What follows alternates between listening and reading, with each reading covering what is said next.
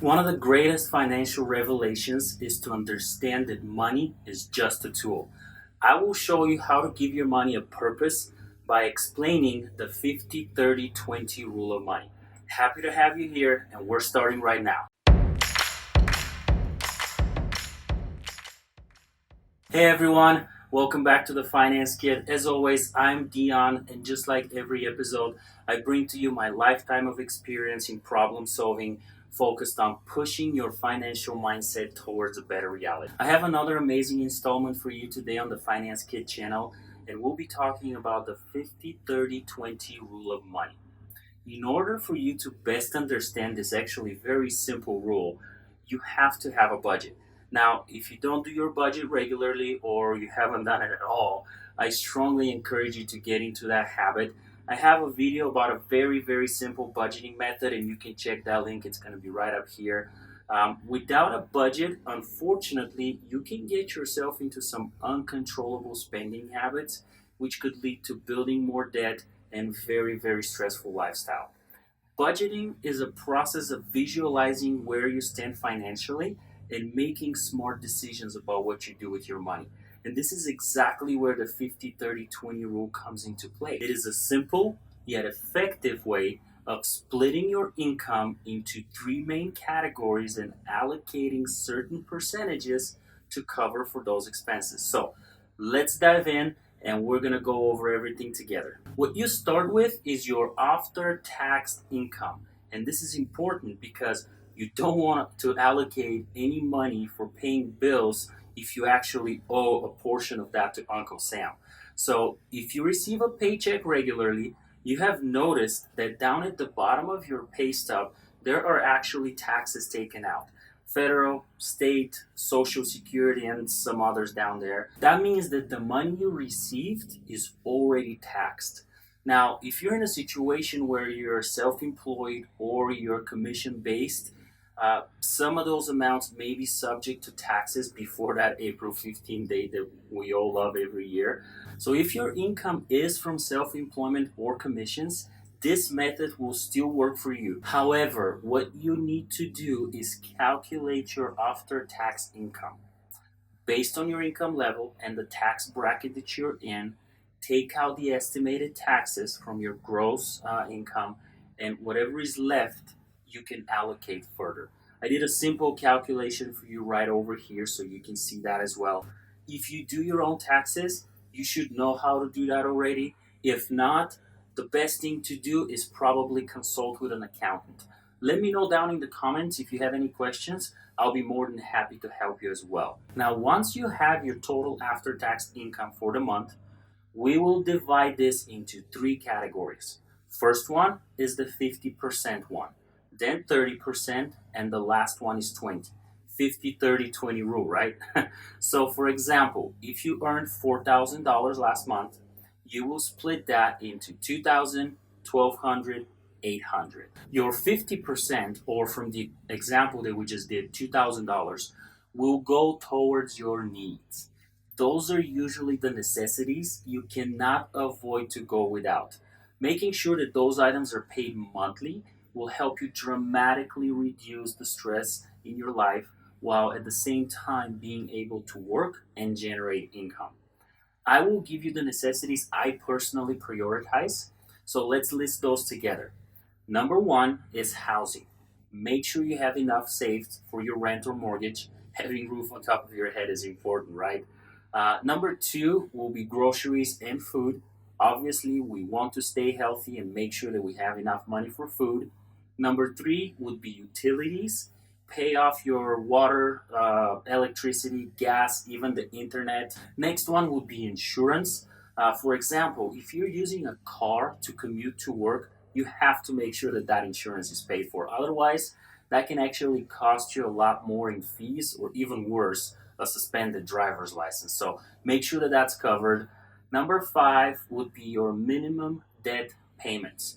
You're trying to improve your financial situation, so the last thing we want to do is get into more debt. So you don't want to pay any late fees. That's why we need to make sure that those minimum payments are covered month after month. Number six is a necessity. I personally put transportation as well. you have to make sure that you have money to go to and from work. So make sure that that's covered. And lastly, an additional one that I personally put as well, it depends on your situation. If you have kids, you have to make sure that you have enough for daycare or babysitter as well. So now we've allocated 50% of your income towards everything that's a necessity or a need in order for you to be able to keep working and keep that stress meter down. Staying positive is important, especially if you're in a hard financial situation. So let me know down in the comments if there are any other categories that you usually put under your needs. Also, up here, there's going to be a link that can help you with a situation if you're living paycheck to paycheck and you want to pay off that debt as fast as possible. So we covered the 50% of your income. What comes next is the wants, and those will go under the 30% of your income. From the example that we used earlier, that would be $1,200. Keep in mind, it is not always easy to distinguish your needs from your wants. But just to put it simply, your Netflix account is a want, okay? It's not a necessity. You can go without your shows for a while if you have to, especially if you need those money in order to cover some other bills. And here are some of the wants I put usually in the 30% category, just to give you some examples. Number one is monthly subscriptions. Streaming services like Netflix, Disney, Spotify. Also, any gaming accounts like Xbox or PlayStation, any phone apps or anything else that bills you monthly for that entertainment category. Number two, this would be travel. This is your weekend getaways, vacations, and any other travel expenses. And number three is any other entertainment, for example, like concert tickets, sporting events, movie nights out with friends and family. All those will have to fit within that 30% allocation from your income. Lastly, I would add eating out. It is actually unbelievable how much eating out can add up as a part of your expenses. If you do a quick math, one meal a day at around $10 for 5 working days will be over $2,500 a year. So bring lunch from home if you have to, if that category start costing you too much. At this point, we have the 50% towards your needs, we have the 30% towards your wants. Now we need to figure out what to do with the rest 20% of your income, or $800 based on the example. What we use those funds for is savings and debt payments. Yes, we want to get out of debt as soon as possible. Granted, remember, we already allocated your minimum payments in that first 50% category. However, here you can allocate extra to those minimum payments and pay off those accounts as fast as possible. With all that said, the first thing we do with the 20% is dedicate a chunk of it towards extra credit card payments, school loans, car lease, even extra mortgage payments if you want to. Paying off those borrowed money faster is crucial for your financial freedom. I will do actually a debt repayment video as well very, very soon. So don't forget to subscribe, click that bell notification to get notified when that video comes out. Next portion of the 20% will go into emergency fund. Make sure you dedicate some amount towards emergencies. Ideally, you can build an emergency fund for at least 6 to 12 months. That is 6 to 12 months of expenses. But you can start building that slowly with like $10, $20, $50 a month. With what's going on in the world right now with coronavirus pandemic, this is the perfect example why people should have an emergency fund at all times. The third area we'll put a portion of the 20% for is retirement savings. That will be your 401k, IRA, or any other retirement accounts you might have. You definitely don't want to rely solely on Social Security income when you retire or become a burden for your children. So personally, I have small amounts automatically deposited for retirement every single month. Depending on your budget and allocations, you can add more manually as well. Altogether, the three categories are now outlined. So let's summarize the 50-30-20 rule of money. 50% goes towards your needs. Those are the bills that you cannot go without or avoid paying. 30% towards your wants, like entertainment and travel, and the last 20% towards debt repayment, savings, and retirement. Simple, right? Yes. Overall, it is a very, very simple method to give your money a purpose. You should try it, it does work. However, there are a couple of questions we need to answer here as well. Is this method right for you? And also, are those the right percentages to allocate in your situation? Based on your current financial situation, here's some of the things to take under consideration and maybe tweak those numbers just a little bit. If you noticed, with the 50-30-20 split, a bigger portion goes towards your wants instead of your most important bills or savings, which is probably not a good split if you're in a financial troubles.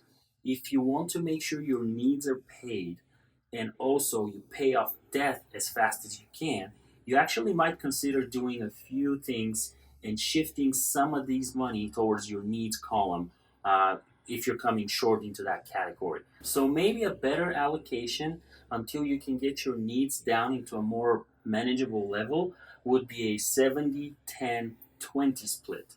Trim down entertainment and travel until you're debt free and rearrange those allocations. If you're in this situation, it will take some time and discipline, but I know you can do it. Another scenario is if you're on the other spectrum of things as a high earner. Do you really need 30% of $10,000 monthly income towards your wants? Probably not. So maybe shift those allocation percentages to 50-20-30 and dedicate a lot more towards your retirement and investment accounts. With this in mind, as your personal situation and income level changes, so does your allocations. Evaluate your finances often, adjust as needed, and you will do just great. Share down in the comments what do you think about the 50-30-20 rule of money? Do you use it? If you do, what do you have currently as your percentages? So just let me know. And this concludes the most thought provoking portion of your day. I really hope you enjoyed this episode of the Finance Kid. Make sure to click that subscribe button and that bell for all notifications so you can get more videos like this in the future. Remember to check thefinancekid.com where you can get personalized answers from me for all your finance, business, and investing questions.